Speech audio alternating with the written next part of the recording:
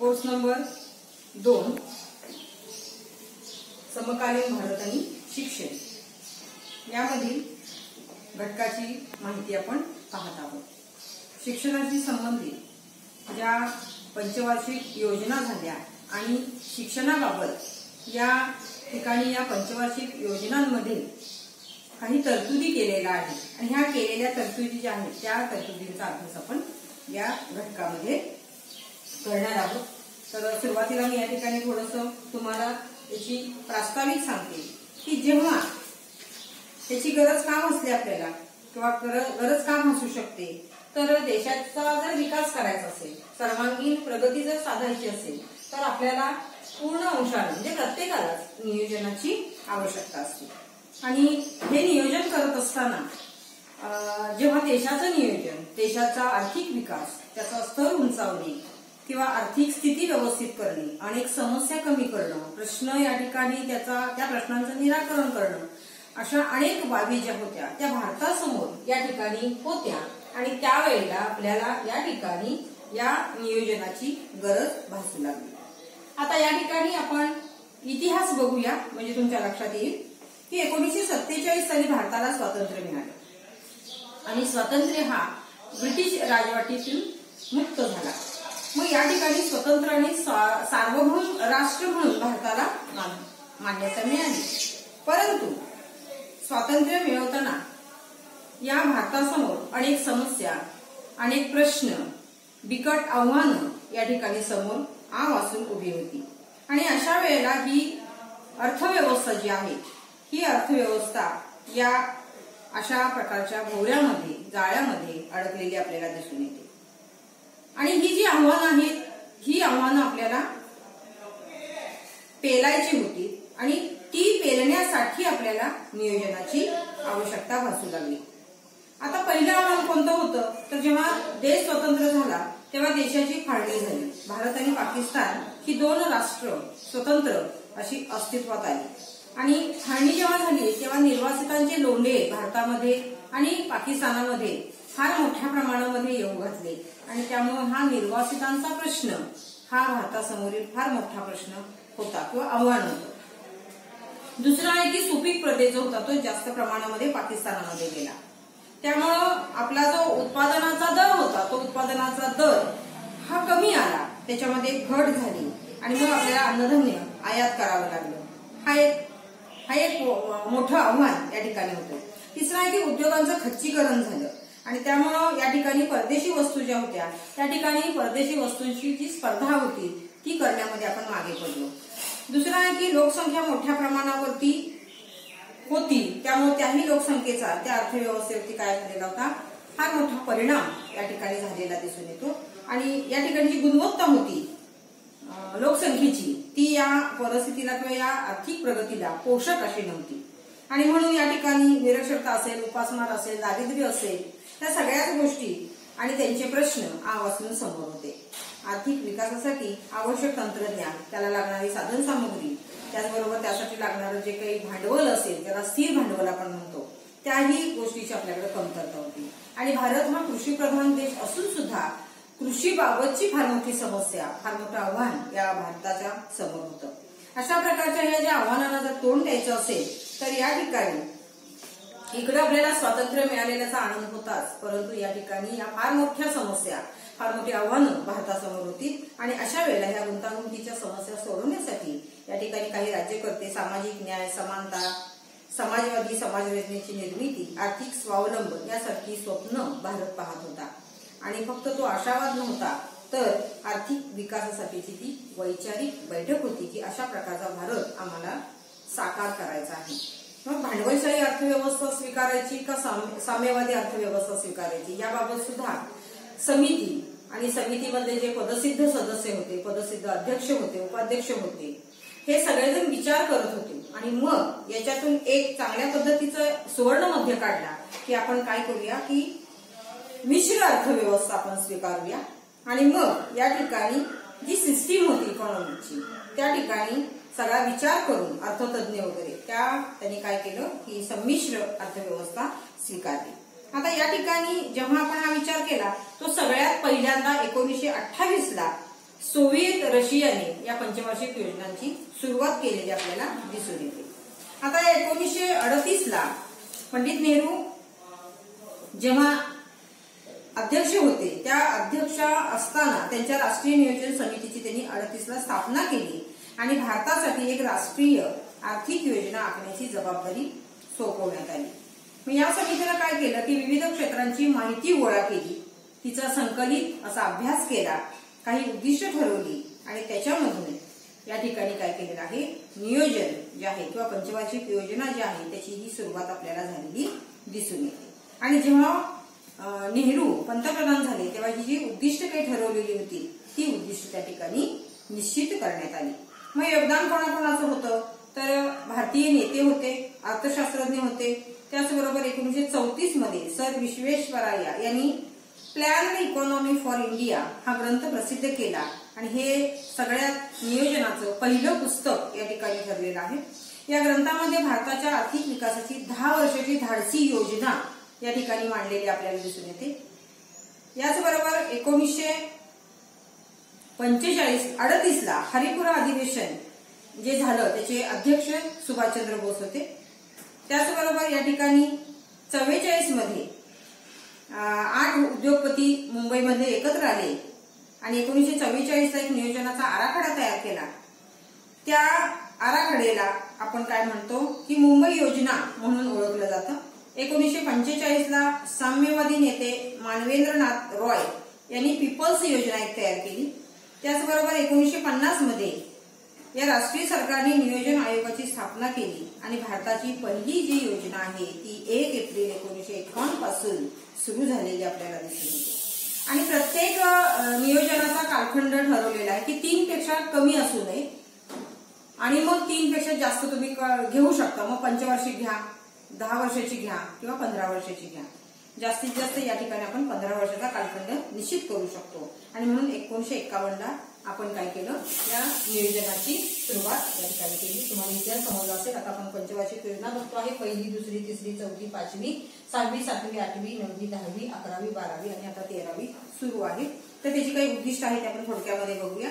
सामाजिक न्याय आणि जी सुरक्षितता आहे त्याला पोषक वातावरण तयार करायचं, अन्नधान्याच्या उत्पादनामध्ये देशाला स्वयंपूर्ण बनवायचं, पूर्ण रोजगाराची परिस्थिती देशामध्ये निर्माण करायची, आंतरराष्ट्रीय व्यापार जो आहे त्याच्या देण्याघेण्याचा समतोल आणि व्यापार समतोल याच्यामध्ये समन्वय प्रस्थापित करायचा, प्राथमिक सोयी ज्या आहेत ग्रामीण भागामध्ये असेल, दुर्गम भागामध्ये असतील त्या उपलब्ध करून द्यायच्या. त्याच्यामध्ये आरोग्य असेल, शिक्षण असेल, प्राथमिक शिक्षण असेल, वीज पुरवठा असेल, पाणी पुरवठा असेल इत्यादी.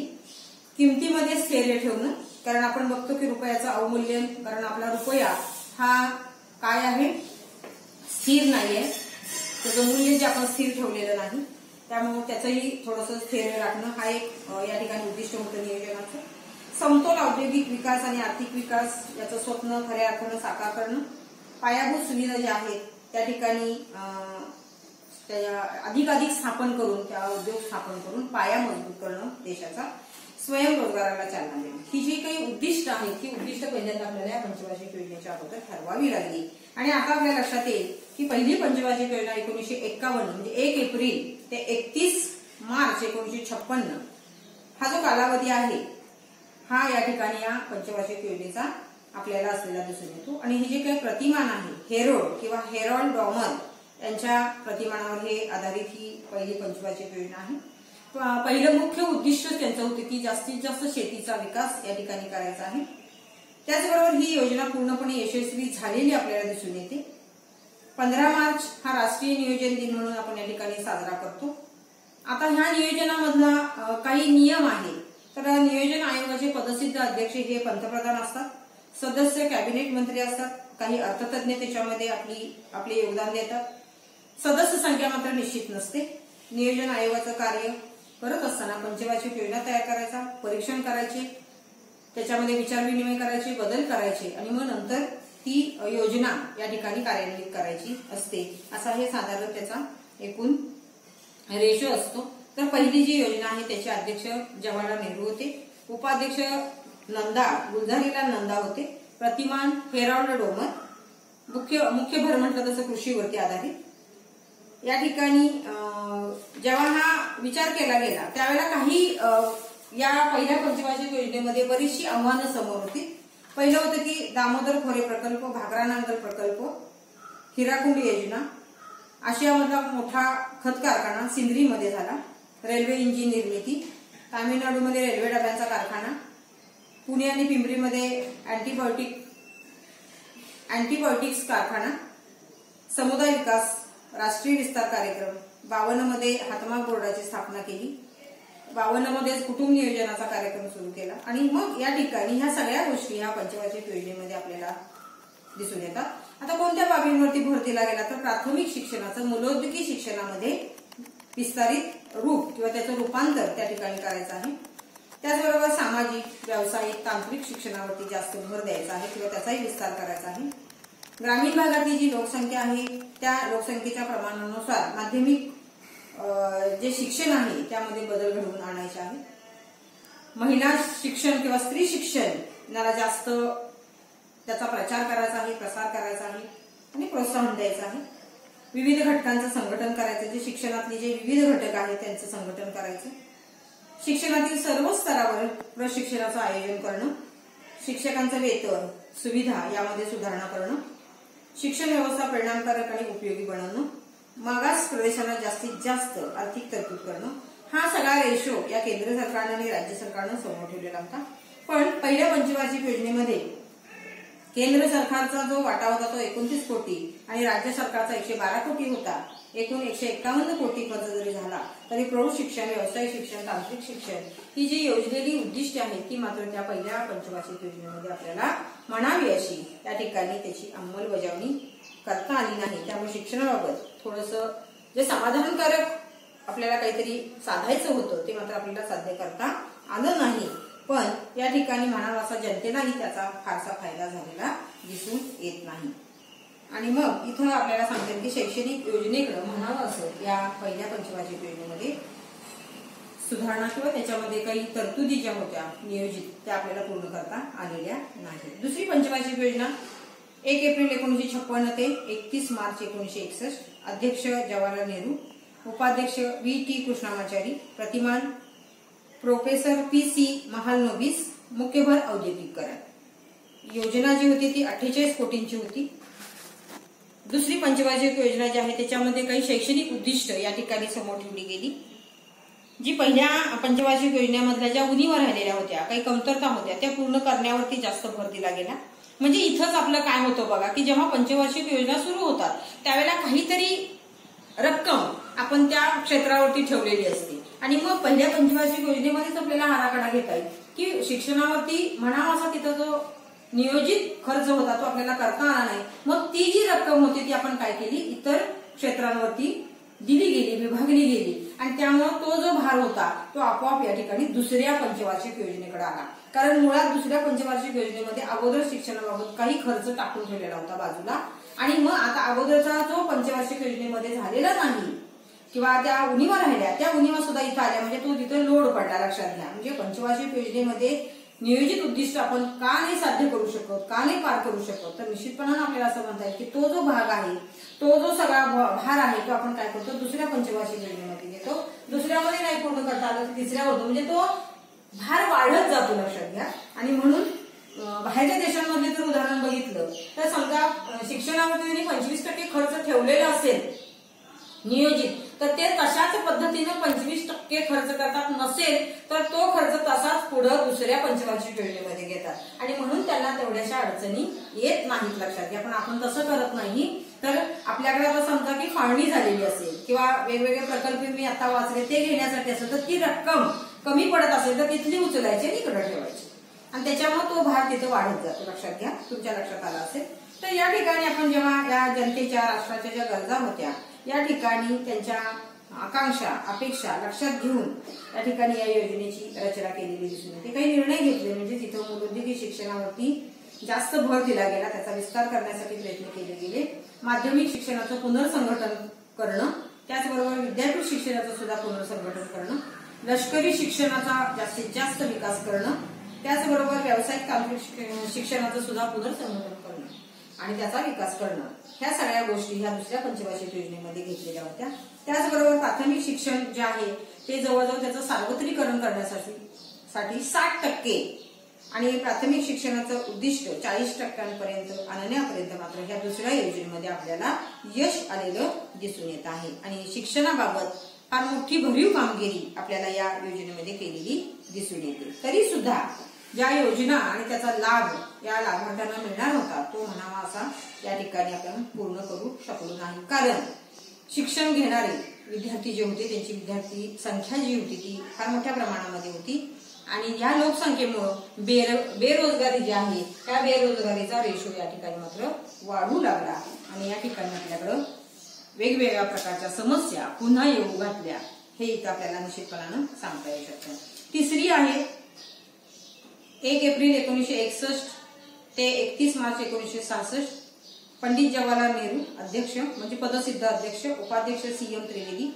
प्रतिमान महालनोबिस प्रतिमानावर आधारित आहे. सुखमय चक्रवर्ती यांच्या the mathematical framework of the third planning या प्रतिमानावरती ते आधारित असलेलं दिसून येतं. 1962 जे युद्ध झालं चीन युद्ध, त्या 1962 चीनच्या युद्धाचा जो परिणाम झाला विघातक परिणाम झाला आणि लगेचच 1965 पाकिस्तान युद्ध झालं. म्हणजे ह्या तिसऱ्या पंचवार्षिक योजनेमध्ये प्रचंड मोठ्या प्रमाणामध्ये अडचणी आल्या आणि मग 1965 ते 66 दुष्काळ पडला. फार मोठा दुष्काळ त्या काळामध्ये आपल्याला दिसून येतो. म्हणजे 3 अशा मोठ्या घटना घडल्या की त्या आपत्तीतून बाहेर कसं यायचं हा परत मोठा एक प्रश्न भारतासमोर निर्माण झाला. एक फार मोठं आव्हान आपल्याला या ठिकाणी पेलायला लागलं आणि म्हणून सुद्धा या ठिकाणी भर जो दिला तो पुन्हा मूलभूत उद्योग आणि कृषीवर दिला. म्हणावं असं या ठिकाणी आपण शिक्षणाकडे मात्र पुन्हा या ठिकाणी थोडंसं दुर्लक्ष किंवा थोडासा खर्च जो होता नियोजित खर्च या ठिकाणी विभागणी त्याचीही या ठिकाणी करता आली पाहिजे आणि म्हणावी अशी ही सुद्धा योजना या ठिकाणी आपल्याला यशस्वी झाली नाही असं म्हणावं लागेल. कारण का तर ह्या तिन्ही गोष्टींमुळे महागाई वाढली, संरक्षण खर्चामध्ये आपल्याला जास्तीत जास्त प्रमाणामध्ये वाढ करायला लागली, अन्नधान्यामध्ये घट झाली आणि अन्नधान्य आयात करावं लागलं. गोवा मुक्ती संग्राम सुद्धा याच काळामध्ये झाला. म्हणजे बऱ्याचशा गोष्टी ह्या तिसऱ्या पंचवार्षिक योजनेमध्ये झालेल्या दिसून येतात. म्हणून भरीव असं कार्य या शिक्षणाच्या ह्याच्यामधल्या तरतुदीमध्ये आपल्याला घेता आलं नाही. तिसरी योजना मात्र त्यांनी भर दिलेला होता तो बघा, प्राथमिक आणि प्रौढ साक्षरतेवरती भर दिला. 6 ते 11 वयापर्यंतच्या मुला-मुलींना सक्तीचं मोफत प्राथमिक शिक्षण देणं ही एक योजना त्यांची होती. त्याचबरोबर औद्योगिक तांत्रिक विकास या ठिकाणी करण्यासाठी तरतुदी केल्या गेल्या, आर्थिक तरतुदी. गुणवत्ताधारक शिक्षक निर्मिती आणि त्यांचं प्रशिक्षण करण्यावरती लक्ष केंद्रित केलेलं होतं. 500 कोटी आर्थिक तरतूद एकूण शिक्षणासाठी त्यांनी केलेली होती. मूलभूत शिक्षण शाळा सुरू झाली शहरी भागात, ग्रामीण. परंतु या ठिकाणी थोड्याशा ह्या ज्या अडचणी आहेत, तरतुदी केलेल्या होत्या परंतु म्हणावं असे या ठिकाणी त्या ठिकाणी आपल्याला यश आलेलं नाही. आणि आता आपण बघतोय चौथी पंचवार्षिक योजना 1 एप्रिल 1966 ते 31 मार्च 1974. 14 बँकांचं राष्ट्रीयकरण हे या चौथ्या पंचवार्षिक योजनेच्या काळात केलं गेलं. 1971 बांगलादेशाचं युद्ध या ठिकाणी झालेलं आहे आणि या ठिकाणी पदसिद्ध अध्यक्षा इंदिरा गांधी होत्या. प्रतिमान होतं अशोक रुद्र आणि AS मानी. शिक्षणाची तरतूद होती 1260 कोटी रुपये. संख्यात्मक विकासाच्या ऐवजी त्यांनी गुणात्मक विकासावरती भर दिलेला दिसून येतो. शिक्षणाच्या योजना काही त्यांनी आखलेल्या होत्या. वयवर्ष 11 ते 14 प्राथमिक शिक्षण त्यांना चांगल्या पद्धतीचं उपलब्ध करून द्यायचं. विज्ञान आणि व्यावसायिक शिक्षणावरती 132 कोटी रुपयाची या ठिकाणी तरतूद केलेली आहे. उच्च शिक्षण गुणात्मक दर्जाला अनुसरून त्यांनी ठेवलं. 132 कोटी रुपयाची या ठिकाणी तरतूद केली. हिंदी राष्ट्रीय भाषा म्हणून त्याचा स्वीकार केला आणि त्या विकासावरती जास्त भर दिला.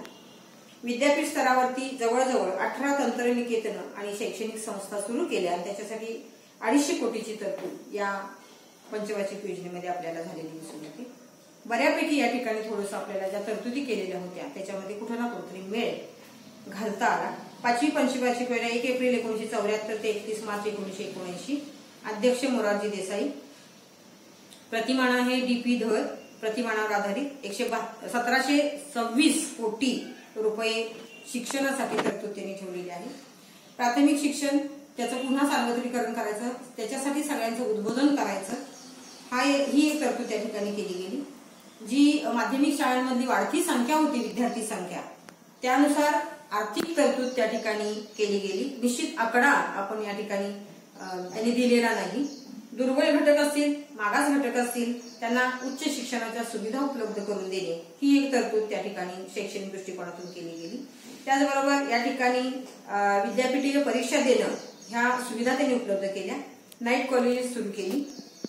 राष्ट्रीय शिष्यवृत्तीमध्ये वाढ करण्याचं पहिलं धोरण या ठिकाणी आपल्याला दिसून येतं की त्यांनी या ठिकाणी फार मोठ्या प्रमाणावरती तरतूद केलेली आहे. कारण कुणीही शिक्षणापासून वंचित राहू नये हा एक उद्देश या ठिकाणी आपल्याला या पंचवार्षिक योजनाचा दिसतो. सगळीकडे शिक्षण गेलं पाहिजे, सगळ्या थरांपर्यंत गेलं पाहिजे. ती जर येत नसेल तर आपण तिथपर्यंत गेलं पाहिजे. विवेकानंदांनी सांगितलेलं आहे की जेव्हा जेव्हा या अगदी खेडोपाड्यांपर्यंत शिक्षण जाईल तेव्हा खरा भारत आपला या ठिकाणी चांगला आणि सुसंस्कृत होणार आहे. तर ती जर येत नसेल तर आपण तिथं जावा, हाच एक उद्देश या ठिकाणी असेल कदाचित. आणि म्हणून इथं शिष्यवृत्तीमध्ये वाढ केलेली दिसून येते. हिंदी भाषा जी आहे, कारण आपण इकडं 4थ्या पंचवार्षिक योजनेमध्ये त्याला दर्जा दिलेला आहे म्हणून इकडं त्या हिंदी भाषेकडे जास्त लक्ष दिलं गेलं, त्या विकासाकडे लक्ष दिलं गेलं. आणि विविध जे विषय होते शिक्षणामधल्या, क्षेत्रांमधल्या, घटकांमधल्या त्या अभ्यासक्रमांची सुद्धा त्या क्षेत्रानुसार वेगवेगळी विभागणी करण्यात आली. त्याच्यासाठी वेगळ्या तरतुदी करण्यात आल्या. 6वी पंचवार्षिक योजना 1 एप्रिल 1980 ते 31 मार्च 1985. अध्यक्षा होत्या इंदिरा गांधी आणि प्रतिमान होतो अशोक रुद्र. सर्वसाधारण धोरणाची अंमलबजावणी या ठिकाणी केली गेली. पुन्हा त्यांनी मुद्दा घेतला की प्राथमिक शिक्षण हे अतिशय आवश्यक आहे. कारण का सांगते मी तुम्हाला की भारतामध्ये आपण सगळ्या क्षेत्रांमध्ये काय करतो की तरतुदी करत असतो, पण ज्या गोष्टीकडे तरतूद करणं गरजेचं आहे म्हणजे बाहेरच्या देशांमध्ये बघा की प्राथमिक स्तरावरती प्रचंड प्रमाणामध्ये शैक्षणिक दृष्टिकोनातून ते काय करतात, खर्च करतात, त्या तरतुदी करून ठेवतात, त्या तिथं देतात. तसं आपणही काय करायला पाहिजे या देशामध्ये की पहिल्यांदा प्राथमिक स्तरावरचा जो बालक आहे त्याला परिपूर्ण असं शिक्षण दिलं पाहिजे. पुढच्या स्तरावरती तो काय करणार आहे, तो त्याच्या क्षमतेवरती ते शिक्षण घेणार आहे. तुम्ही या ठिकाणी सुविधा देणार आहे, तो सुविधा घेणार आहे, पण इथं तो घडणार आहे परिपूर्ण. आणि म्हणून या ठिकाणी प्राथमिक शिक्षणाला पुन्हा त्यांनी सार्वत्रिकरणावरती भर दिलेला आहे.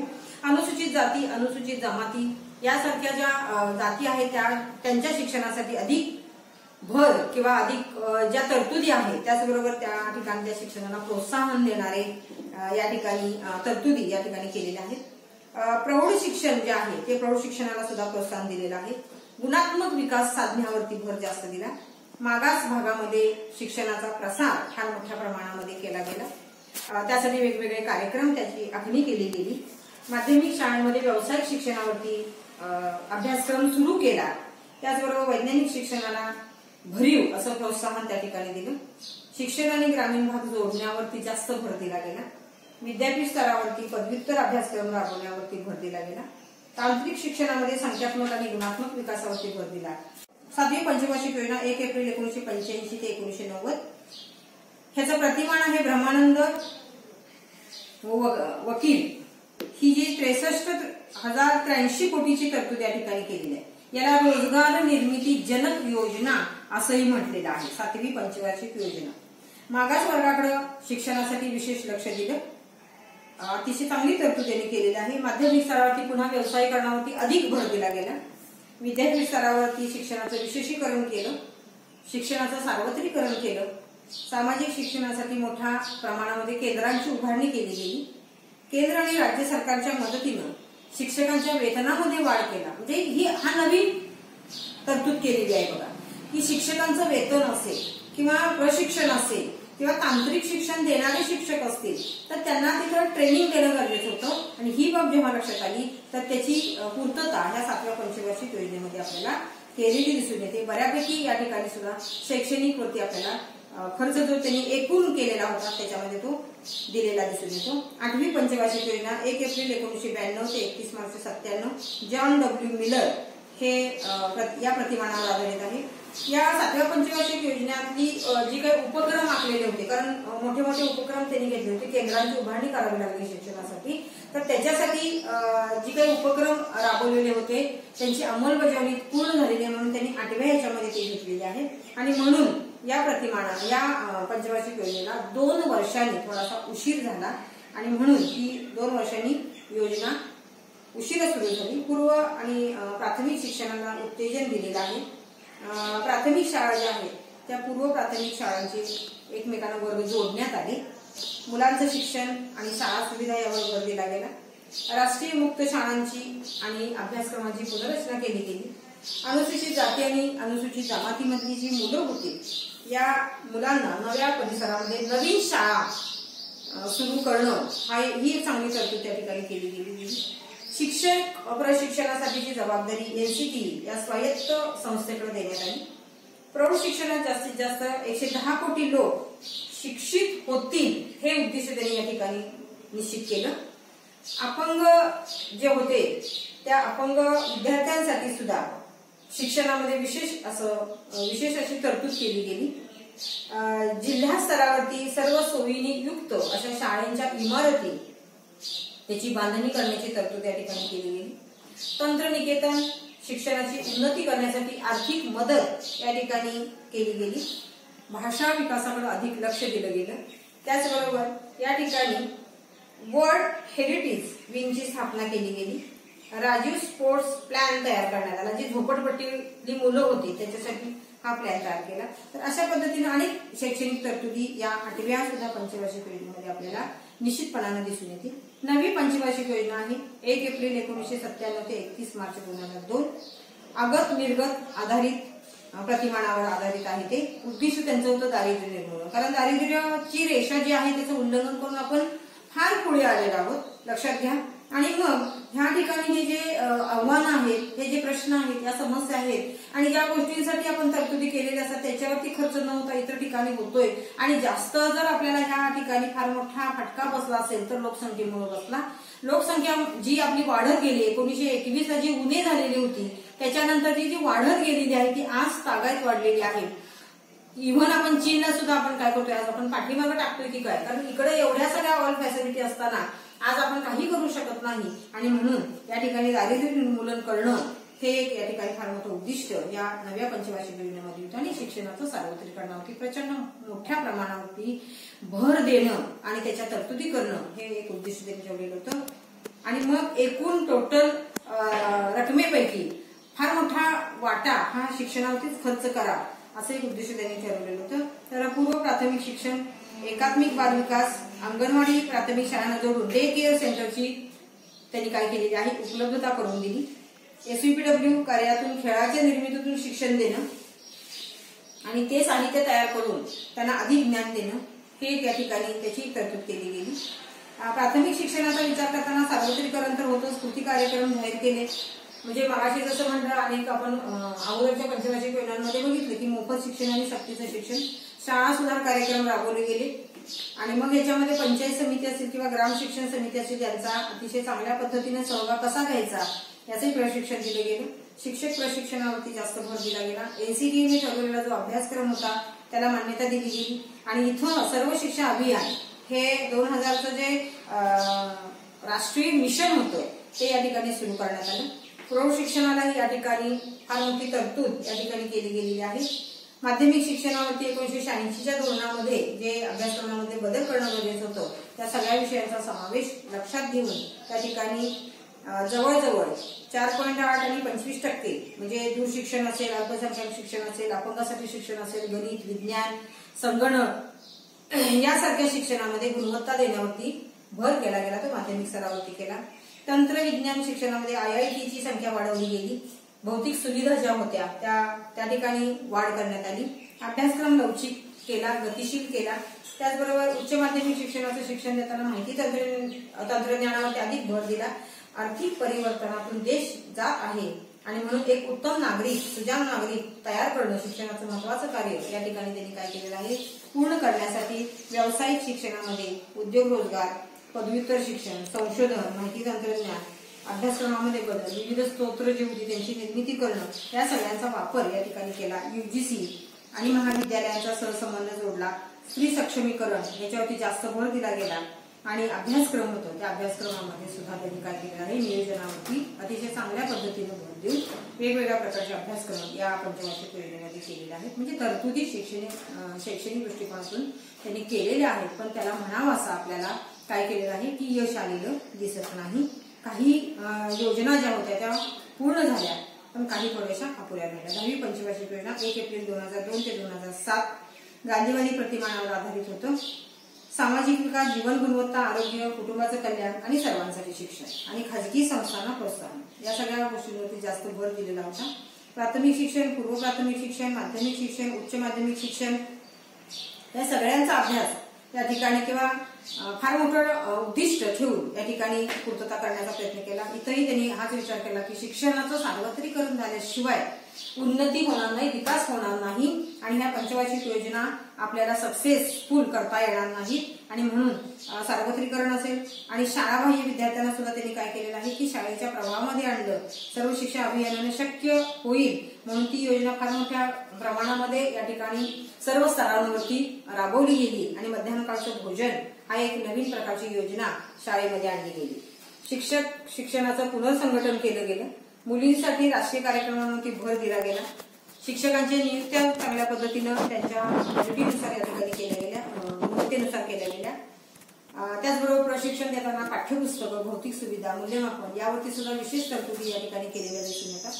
एकात्मिक बाल विकास सेवेच्या माध्यमातून जो छोटा वयोगट आहे त्यांना जवळजवळ अंगणवाड्या आणि त्या अंगणवाड्यातून हे शिक्षण दिलं जाईल ही सुद्धा एक चांगली सोय किंवा ही एक चांगली तरतूद याच्यामध्ये केली गेली.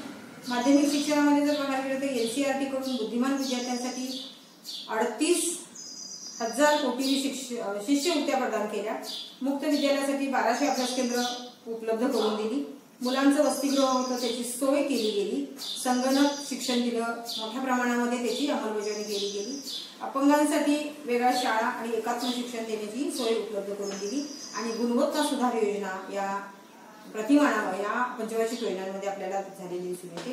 आणि उच्च शिक्षण घेणाऱ्या विद्यार्थ्यांच्या संख्येमध्ये 6% त्यांनी 10% हा रेशो वाढवलेला दिसून येतो आणि माहिती तंत्रज्ञानावर विशेष भर दिला गेला किंवा फार मोठ्या प्रमाणामध्ये त्याची गुणवत्ता वाढवण्यासाठी सुद्धा प्रयत्न केला गेला.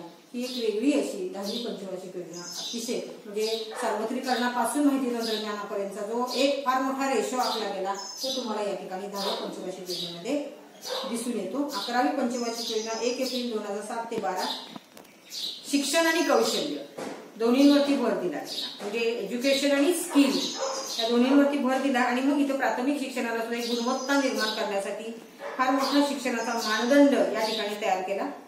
प्रचंड फार मोठ्या प्रमाणामध्ये साक्षरतेचं प्रमाण वाढवणं हे फार मोठं उद्दिष्ट या ठिकाणी ठेवलेलं आहे. उच्च शिक्षण घेणाऱ्यांचं प्रमाण वाढलेलं आहे, अजून त्याच्यामध्ये वाढ होण्यासाठी प्रयत्न केले गेले. आरोग्याकडे खर्च केला गेला. शैक्षणिक दृष्टिकोनावरती अजून खर्च वाढवलेला आहे. मनुष्यबळाचा दर्जा म्हणजे आपल्याकडे लोकसंख्या आहे आणि म्हणून या ठिकाणी मनुष्यबळाचा दर्जा सुधारण्यासाठी प्रयत्न केला. शिक्षण आणि तंत्रज्ञान, IIT, IIM, कृषी विद्यापीठे, विविध संशोधनाची क्षेत्र, विविध संस्था या ठिकाणी वाढवण्यात आल्या. त्यांची प्रगती करण्यासाठी काही विशेष तरतुदी करण्यात आलेल्या आहेत. आणि या ठिकाणी 12वी पंचवार्षिक योजना 1 एप्रिल 2012 ते 31 मार्च 2017 अध्यक्ष होते मनमोहन सिंग, मोटेक सिंग उपाध्यक्ष होते. शिक्षण हक्क कायदा या ठिकाणी घेतला गेला. शिक्षण घेणाऱ्या संख्येमध्ये प्रचंड प्रमाणामध्ये वाढ केली. 3% मुलं अजून शाळेत जात नाही म्हणजे कुठं ना कुठं तरी अजूनही आपण शिक्षण क्षेत्रासमोर फार मोठं आव्हान आहे आणि म्हणून सुद्धा या ठिकाणी त्यालाही एक समोर ठेवून त्या ठिकाणी हे उद्दिष्ट पूर्ण करण्यासाठी हे आव्हान 12व्या पंचवार्षिक योजनेमध्ये सर्वेक्षण केल्यानंतर जेव्हा समोर आलं त्यावेळेला त्यांनी या ठिकाणी ते आव्हान 3% आणलेलं आहे. तरीही जो वंचित गट आहे तो वंचित गट अजूनही त्या ठिकाणी आपल्याला या शिक्षणापासून बाजूला असलेला दिसून येतो, पण तोही या ठिकाणी घेण्यासाठी या योजनेमध्ये त्याच्या विशेष तरतुदी केलेल्या आहेत. राबवण्यासाठी विशेष यंत्रणा या ठिकाणी कार्यरत आहे आणि म्हणून शिक्षण हे सुधारलं पाहिजे. शिक्षणाचा दर्जा उच्च लेवलवरती नेला पाहिजे. उच्च दर्जाचं शिक्षण देऊन अनेक म्हणजे फक्त इथं उच्च दर्जाचं शिक्षण देऊन चालणार नाही तर त्या प्रमाणामध्ये रोजगार निर्मिती करणं गरजेचं आहे. आणि म्हणून या ठिकाणी नुसतं या ठिकाणी आपला ओघ जो वाढलेला तो फक्त शिक्षण क्षेत्रामध्ये वाढलेला आहे. रोजगार निर्मिती जी आहे ती कमी झालेली आहे. त्याला अनेक कारणं आहेत. आपल्याकडे निवृत्तीचं वय जे आहे ते 64 आहे का 62 आहे, 60 आहे, 58 आहे का 55, या सगळ्यांमध्ये थोडंसं आपण काय आहे संभ्रम अवस्थेमध्ये आहे आणि ही 12व्या योजनेमध्ये फार मोठ्या प्रमाणामध्ये शैक्षणिक तरतुदी केलेल्या दिसून येतात। आणि 13वी योजना जी आहे 2017 नरेंद्र मोदीजी पंतप्रधान त्यांनी 15 पर्यंत या ठिकाणी त्यांनी काय केलेलं आहे, नियोजन केलेलं आहे। तर या ठिकाणी 2017 ते 2035 असं त्यांचं थोडंसं नियोजन असलेलं आपल्याला दिसून येतं। आता आपण इथं थोडक्यात बघतोय पंचवार्षिक योजना ही होणार नाही, ती 15 वर्षांनी असं नीती आयोगाने विवेचन केलेलं आहे। मोदी सरकारने ही पंचवार्षिक योजना कमी केली म्हणजे बंदच केलेली आहे, त्यांचा वेगळा थोडासा रेशो आहे। दुसरी गोष्ट आता आपण बघतोय की जो खर्च झाला तो मी इथं तुम्हाला दाखवते आहे, इथं बघा तुम्ही।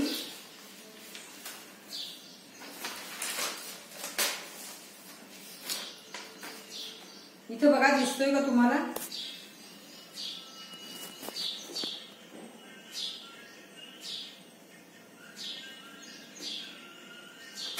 आणि आपल्याकडे जी आकडेवारी होती ती आकडेवारी जेवढी आता बघा या ठिकाणी माध्यमिक शिक्षण प्राथमिक, माध्यमिक आणि उच्च हे एकूण संख्येच्या प्रमाणामध्ये आपण घेतलेलं आहे। पहिल्या योजनेमध्ये 7.0, दुसऱ्या योजनेमध्ये 4.1, तिसऱ्यामध्ये 4.5, चौथ्यामध्ये 3.6, पाचव्यामध्ये 1.7, सहाव्यामध्ये 2.0, सातव्यामध्ये 2.6 आणि आठव्यामध्ये 3.2, 9वी योजना 4.8 आणि 10वी, 11वी, 12वी योजना जी आहे त्याच्यामध्ये जवळजवळ टार्गेट 6 पासून 10 पर्यंत नेण्याचा प्रस्ताव या ठिकाणी आपण आखून ठेवलेला आहे।